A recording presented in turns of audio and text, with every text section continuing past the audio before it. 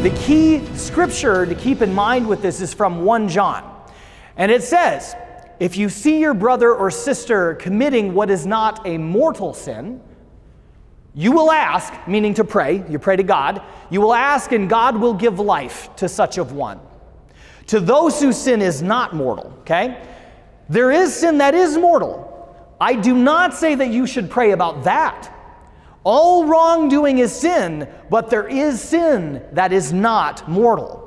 Okay, meaning in the spiritual sense. Sin that is not mortal, deadly, that will send us to hell. Okay, so there's a sin, all wrongdoing is sin, Scripture makes very clear, but there are two types of sin. One type of sin that will damn us to hell for all eternity because we've chosen to separate ourselves from God, from His grace, from His divine life, from sanctifying grace.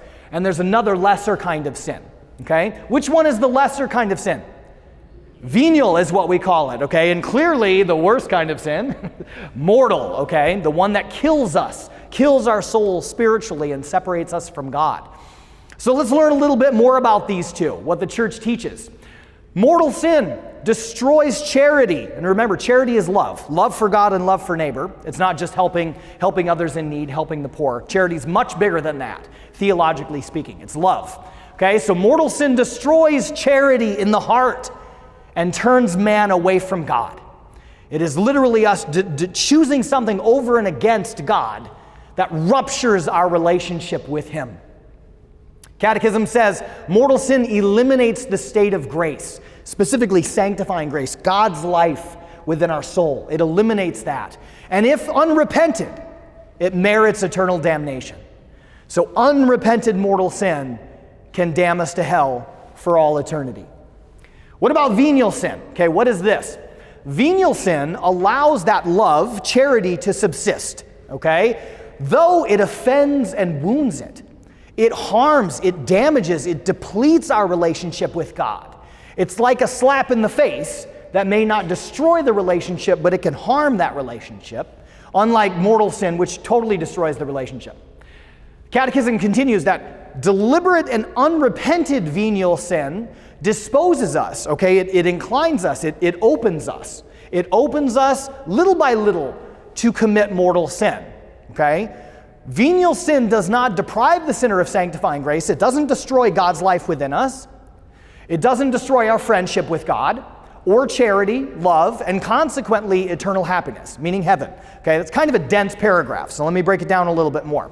So mortal sin will destroy our relationship with God, remove sanctifying grace from our soul. So if we commit mortal sin, we're no longer in a state of grace. You've heard that phrase, okay? No longer in a state of grace.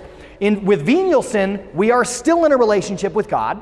We are still in a state of grace, but that relationship has been harmed, it's been damaged, and it needs healing. And venial sin can be healed at Mass through reception of communion, because that's God Himself sharing Himself with us. That's extremely powerful. It is the Lord. It is Jesus Himself, okay? If we die in a state of venial sin, we can still go to heaven. But, true or false, heaven is perfect. True. Here's a fun one. True or false? Only perfect people can go to heaven.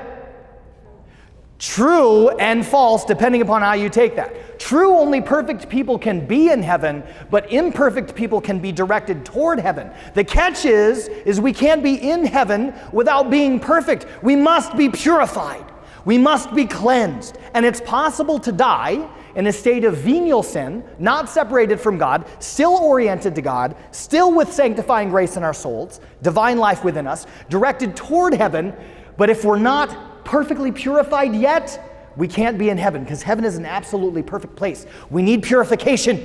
We need a spiritual bath, or shower, if you prefer. And what is that, my friends? Purgatory, okay? Purgatory, I believe, is an incredible mercy of God, that He allows us in our imperfection and yet still in friendship with Him to be purified in purgatory to then go to heaven. Another true or false question. If I die in a state of venial sin, okay, not mortal sin, so I'm in a state of grace, but I'm in a state of venial sin, okay? So I die and I'm going to purgatory, okay? True or false? At the end of my purgatory experience, God will then judge me and I will either go to heaven or hell. False. Good. Purgatory is a one-way street. You go to purgatory, you're guaranteed to go to heaven. You just need that additional purification to get there. One more thing I want to highlight from this really important and loaded quote from the Catechism is that deliberate and unrepented venial sin opens us up, disposes us little by little to commit mortal sin, okay? I could have 10,000 venial sins on my soul, but that will not damn me to hell. It requires a mortal sin to do that. But if I'm committing these deliberate and unrepented venial sins, that's me kind of gradually hurting my relationship with God and hurting my relationship with God. And that opens me up more and more to the possibility of committing a mortal sin. So, my friends, even though it may just be a venial sin that we may commit, it's still something we must keep an eye on, and that needs healing. Okay, why we need to continue to come back to reconciliation and to the Blessed Sacrament. Thanks be to God, we had the opportunity to go to confession tonight.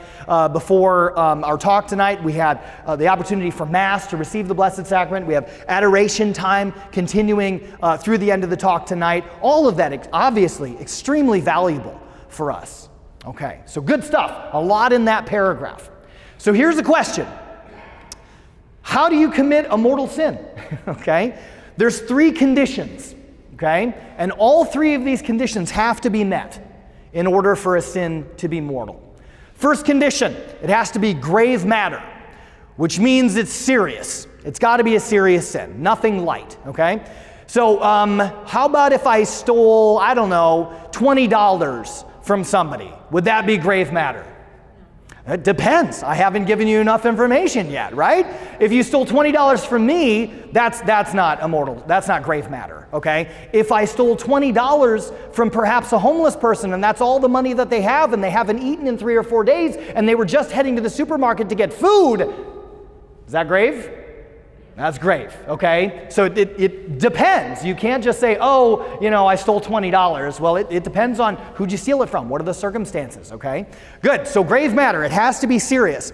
As a general rule of thumb, the 10 Commandments are used for grave matter. If we violate one of the 10 Commandments, we're in that ballpark, okay? One of the ones I like to talk to my students about is intentionally missing Mass on Sundays and holy days of obligation, which is the first of the 5 precepts, the first of the bare minimum requirements to be a good practicing Catholic is to go to Mass on Sundays and holy days of obligation, okay? The Catechism says to miss Mass without sufficient reason on an obligation day is grave matter, okay? So don't think it's not easier than we might think to fall into grave matter territory, okay? Second one is full knowledge. So this means that I have full awareness, I know what I'm doing, or considering doing. I know that it's wrong, okay? I have full consciousness about me, fully aware of what I'm doing. I have full knowledge, okay? Last one is deliberate and complete consent. So this means I'm completely, freely choosing to do it, okay? If I can use the phrase, nobody's holding a gun to my head, okay? I'm free to do it or not to do it. I'm not under duress, I'm not under pressure. And if I choose to do it anyway, if all 3 of these criteria are met, then I've committed a mortal sin. And you can't really know that about anybody else. You may not know what exactly is their deliberate and complete consent status. We can judge from the outside if it's grave matter. That's pretty easy. We don't know if they have full knowledge. We don't know deliberate and complete consent. We might not even know about ourselves, okay? Ultimately, only God knows.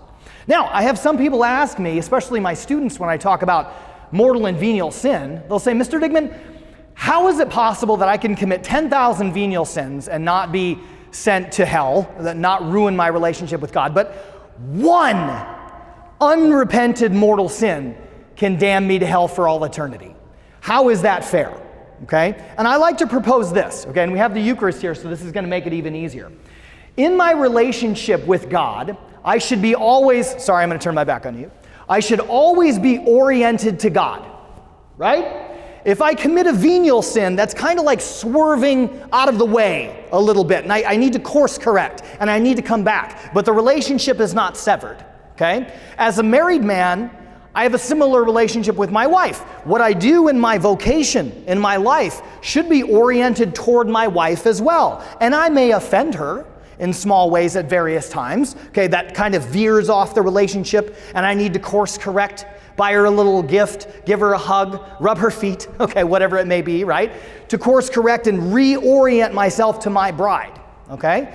Now, can you imagine something that I could do to my bride? Just one thing that would be very serious, that I have full knowledge and awareness that it's wrong, and I know what I'm doing, and that I could do with deliberate and complete consent, that would not just cause me to be veering off in my relationship with my wife, but actually completely reorient me. I'm choosing something completely opposed to my wife that would reorient me away from her toward this other thing. Can you think of something? Yeah, okay.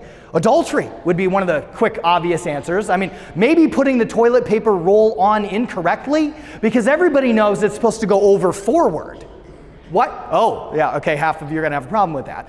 Okay, yes, adultery. That would be a big enough issue that would rupture the relationship. Can it still be healed? Well, I hope so. Okay, can mortal sins be healed with God? Absolutely. How? Sacrament of reconciliation, confession, absolutely. But it's possible. One sin, I should be oriented to God. And if it's grave matter, if it's serious, I'm fully aware of what I'm doing, full knowledge, and I have deliberate and complete consent, I can choose to do it or not to do it, and I say, I'm going to do it anyway, that's basically like me saying to God, I don't care. I'm willingly turning my back on you. I'm free to do it or not to do it. I don't care. Forget you. I'm doing it anyway. That's a mortal sin. And you'll notice he is not reorienting himself away from us. It is always us and our orientation to God by our free will. With me.